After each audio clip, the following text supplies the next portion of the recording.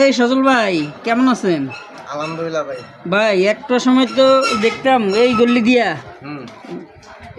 দিয়ে আপনি দৌড়ে দৌড়ে যেতেন হ্যাঁ ভাই। এক দৌড়ে যেতেন কা পেয়ারার এই গল্লির মাথায়। হ্যাঁ ভাই। আর এই যে অসুস্থ হওয়ার পর এখন তো যেতে পারেন না। এখন আপনার সেই দিনগুলোর কথা মনে পড়লে কেমন লাগে আপনার কাছে? অনেক আনন্দ লাগে। আনন্দ লাগে মানে কষ্ট লাগে না? কে ভাই কষ্ট লাগে আর কি বলবো?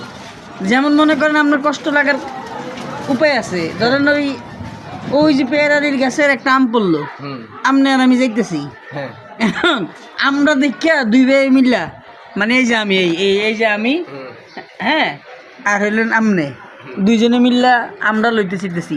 আপনার আগে তো দৌড় মাইরা আমি লই লমু, তাহলে এটা আপনার কষ্ট না? আমার কোনো কষ্ট নাই, কি লাগে আমার ভাই তো নিব আর তো আমার ভাই দিলে কষ্ট নাই। খুব হাসাইলেন ভাই, খুব হাসাইলেন। আচ্ছা যাক, এখন হলো আগামীকালকে সকালবেলা ঘুমের থেকে উঠা হাত মুখ ধুইয়া অজু করে নামাজ কালাম পইরা আরদে যাবো। আপনার গাড়ির কি অবস্থা? আমার গাড়ি তো ভাই বেচে দিছি, অসুস্থতার কারণে গাড়ি চালাইতে পারি না। হ্যাঁ, তাহলে এখন সংসার চলে কেমনে? ওখানে কেমনে চলবো? আপনার ভাবি চাকরি করে গার্মেন্টসে।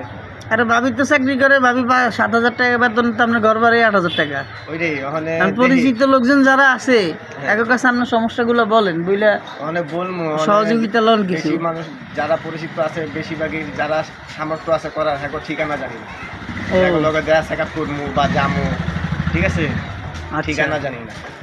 আর আল্লাহ এক ব্যবস্থা করবে, যেহেতু রিজিকের মালিক আল্লাহ, আল্লাহ যদি বাঁচায় রাখে এক ব্যবস্থা তো করবে। আপনার তো একদম পিছনের মাজার হাড্ডি নেই না? হাড্ডি ভাঙ্গে গুঁড়ো হয়ে গেছে, রড বসানো আছে পিঠে। তবে দোয়া করি আপনার পরিচিত লোকজন যারা আছে এরা যাতে আপনার এই ভিডিও দেখে আপনারা নক করে। আপনি কি বলেন? জি আলহামদুলিল্লাহ, করলে তো আলহামদুলিল্লাহ। আচ্ছা, আলহামদুলিল্লাহ ভাই।